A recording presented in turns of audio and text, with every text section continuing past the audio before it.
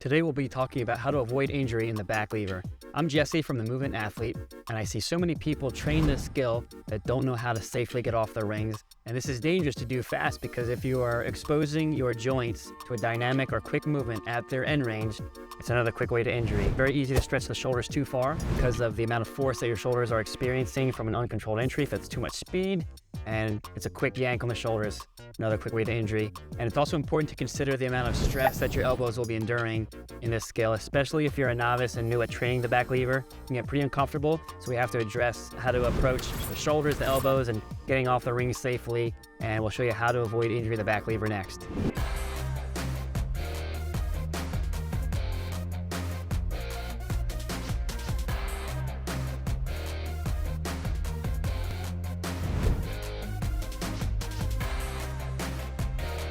First tip is to warm up properly before training your back lever. If your body isn't prepared to do the work and your body's cold, it's more likely to be prone to injury. So we've got a back lever workout video where we take you through a warm up, the workout itself, and a cool down. So you can check out how we warm things up. You can also look at our videos on the mobility and progressions for the back lever of how to really get the body and the shoulders ready before getting into the back lever training. But proper warm up, definitely the first tip into making sure you avoid injury when training this skill. Tip number 2 is to know how to safely bail when training the back lever. Really important one. You need to know your exit strategy before you even get into this position when you're training it. So we'll show you 2 very similar exits that we do, but if you don't know how to exit when training the back lever, you can end up hurting your shoulders immediately. So we'll show you the first one where we'll imagine we're falling through the back lever and we've got to stop ourselves. We've got to just take weight off. So notice Jared just had, the distance is not very large between the 2 places where he can just put his feet down. The rings are low enough where he can take weight off immediately if you had to. These rings are higher, we might not have that luxury. So we'll show you one other one that's more like dismount where you get rid of the rings and land on your feet. So go through the back lever, just falling, let go, throw the rings out. This would be more the case if the rings were higher up.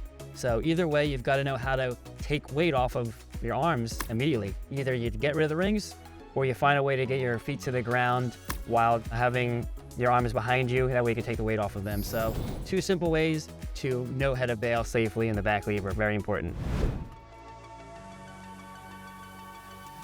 The third tip to help avoid injury in the back lever is to try a pronated grip rather than the supinated grip. So the supinated grip is when our arms are facing this way. So if I was in my back lever, my arms are behind me, my palms would be facing the ground or forearms facing the ground. Supinated would be the other way around where pit of my elbows may be facing more inwards, closer to the body.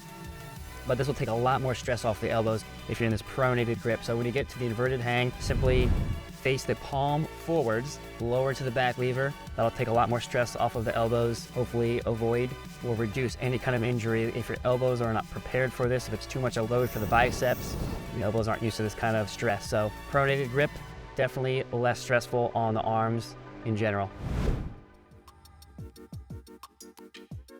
Fourth tip that we have for you for how to avoid injury in the back lever is to make sure that you lower slowly.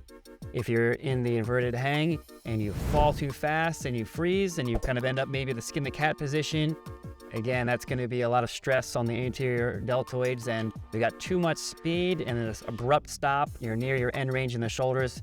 Bad recipe, great way to get injured, which is what we want to avoid. So the fourth tip is lowering slowly. So starting off the inverted hang position and understanding how to engage throughout the whole movement. So as you can see here, Jared is lowered slowly. And if he had to, he could get off and put his feet down on the ground if he's not able to hold the position. So knowing what lever you should be training so you don't rip through it with too much speed and end up hurting yourself. So find the appropriate lever where you have control, but lower slowly, and your shoulders will thank you for it. The fifth and last tip that we have for you to help prevent injury in the back lever is to strengthen the biceps.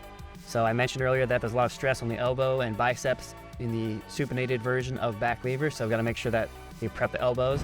And doing bicep curls in the 12+ rep range is great for injury prevention because the muscle or the blood flow will be pumping, and it's good for that tissue preparation and injury prevention when you're in the higher rep range. So bicep curls.